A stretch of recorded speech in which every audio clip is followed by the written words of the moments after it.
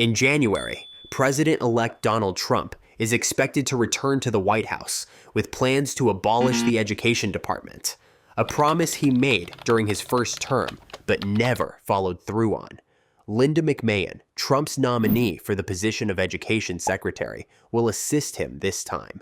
During his previous administration, McMahon, the former CEO and co-founder of the professional wrestling organization WWE, oversaw the Small Business Administration.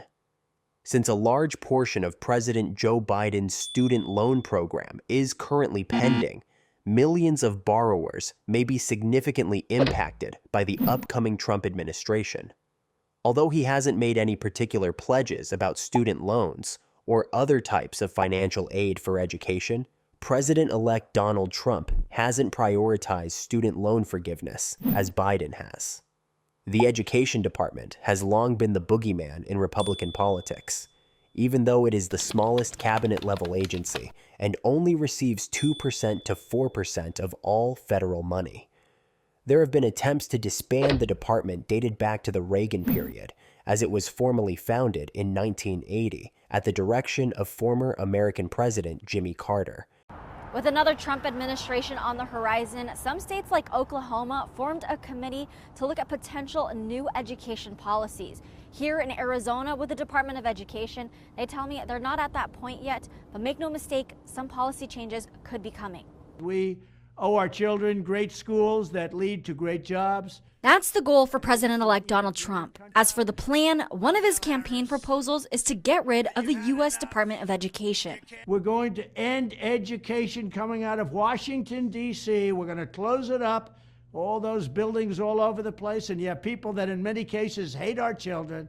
We're going to send it all back to the states. Is that possible, and how would that be possible?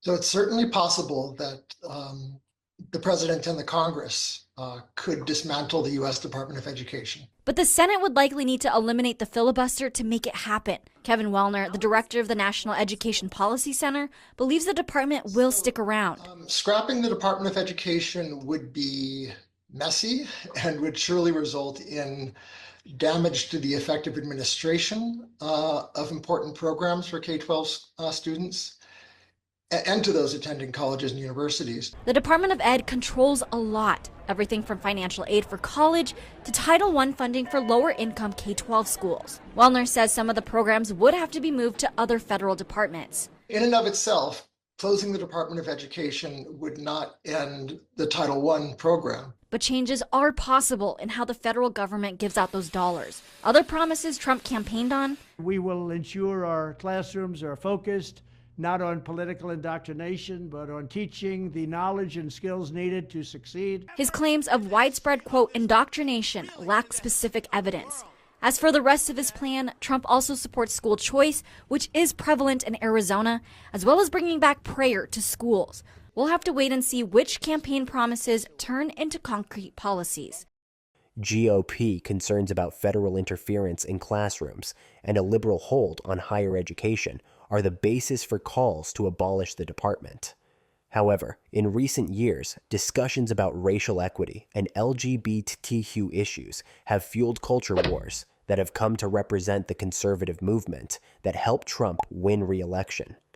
Republicans have criticized Biden's efforts on numerous occasions, and Trump claimed that the proposal would have been biased to the millions of people who have paid their debt through hard work and diligence, after the Supreme Court invalidated his expansive student loan forgiveness program last year.